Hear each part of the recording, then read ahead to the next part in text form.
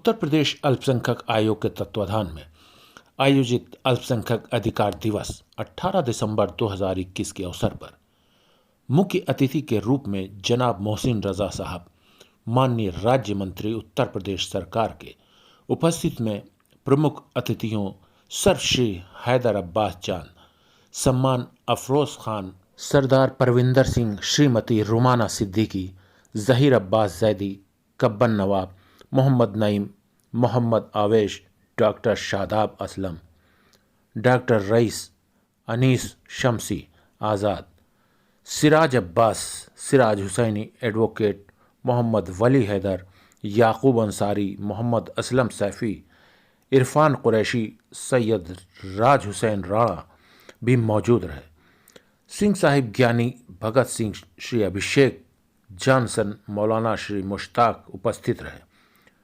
को उत्तर प्रदेश अल्पसंख्यक आयोग द्वारा समस्त अतिथियों को स्मृति चिन्ह एवं शाल भेंट कर सम्मानित किया गया। अल्पसंख्यक अधिकार दिवस पर माननीय अध्यक्ष श्री अशफाक सैफी द्वारा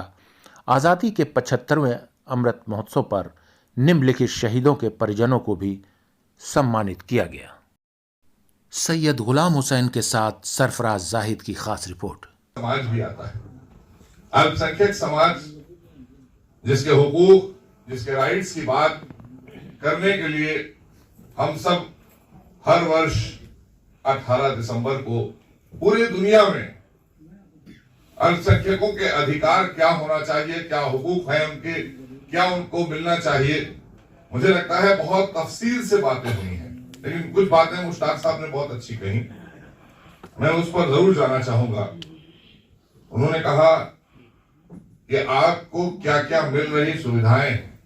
क्या पॉलिसी सरकार ने आपके लिए बनाई है, क्योंकि सरकार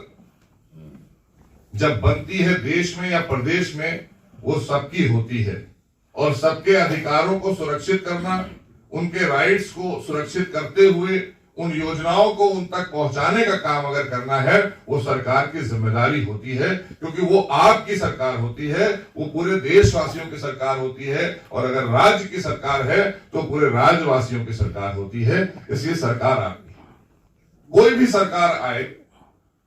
वो कोई किसी पर एहसान नहीं करती, क्योंकि एक पॉलिसी, एक योजना बनी हुई होती है, उस योजनाओं को पहुंचा देने वाली ईमानदारी से जो सरकार होती है उसकी लोग तारीफ करते हैं, उसकी प्रशंसा करते हैं।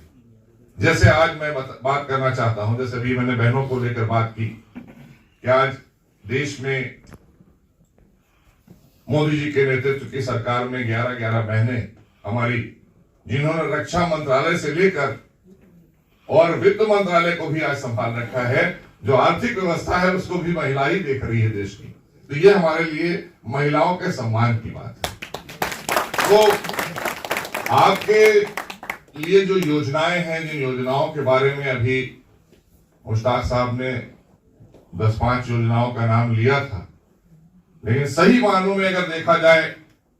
तो आज अल्पसंख्यक कल्याण के लिए जितनी योजनाएं देश के बहुत ही होनहार और दुनिया में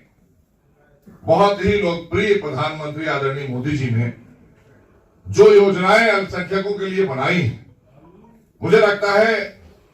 हिंदुस्तान की तारीख में सन 47 से लेकर आज तक अगर 14 तक की हम बात करें, उन योजनाओं को देख लीजिए जो सन 47 से 14 तक बनी हो, और 14 से लेकर और 2021 तक दिसंबर तक, आज 18 दिसंबर तक की उन योजनाओं को आप मिला सकते हैं, क्योंकि आज जो नया भारत है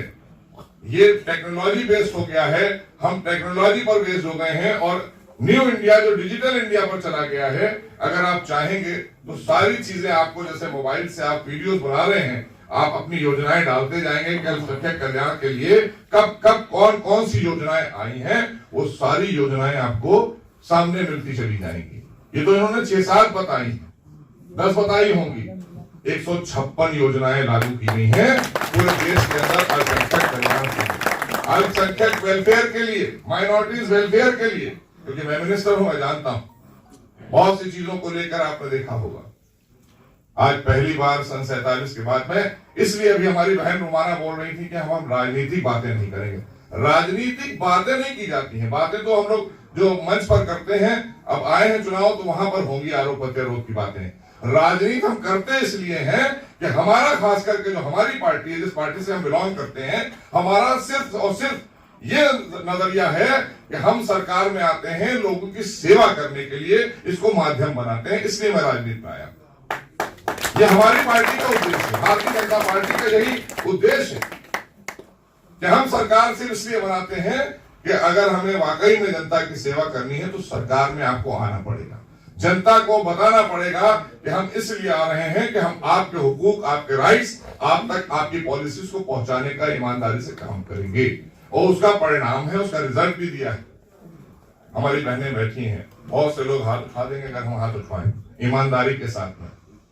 आप बहुत से लोग हाथ उठाएंगे अगर हम हाथ उठवाएं, लेकिन अभी यहाँ नहीं उठवाएंगे। लेकिन आप लोग पता करिएगा, आसपास के जनपदों में, लखनऊ में, पूरे उत्तर प्रदेश में पहली बार उत्तर प्रदेश के अंदर 43 लाख प्रधानमंत्री आवास योजना और मुख्यमंत्री आवास योजना के तहत मकान बने हैं।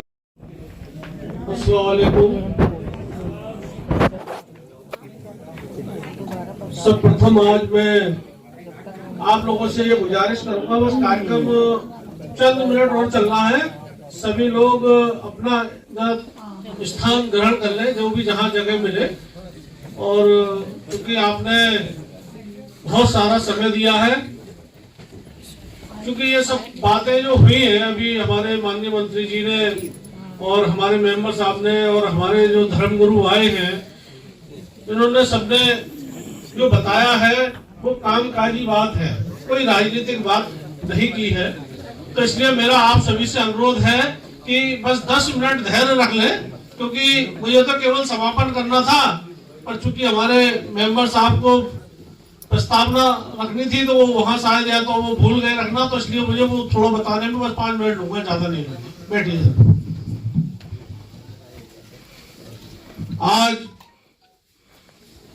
18 दिसंबर अल्पसंख्यक अधिकार दिवस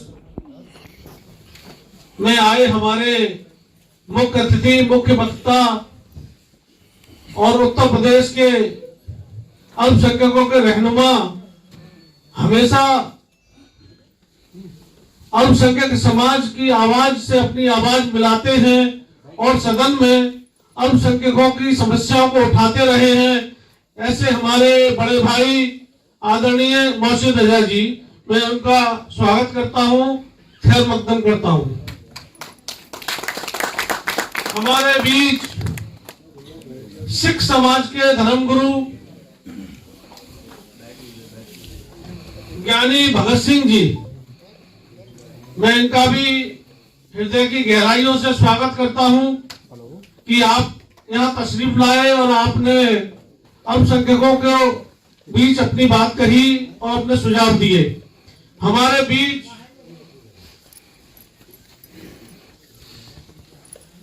अल्पसंख्यक समाज के, मुस्लिम समाज के धर्मगुरु मौलाना मुश्ताक साहब, इन्होंने तो काफी चीजें विस्तार में आप लोगों को बताई और क्या क्या स्कीमें सरकार द्वारा अल्पसंख्यकों के लिए चलाई जा रही है, उनके कल्याण के लिए चलाई जा रही है, उसके बारे में काफी उल्लेख कहा। हमारे बीच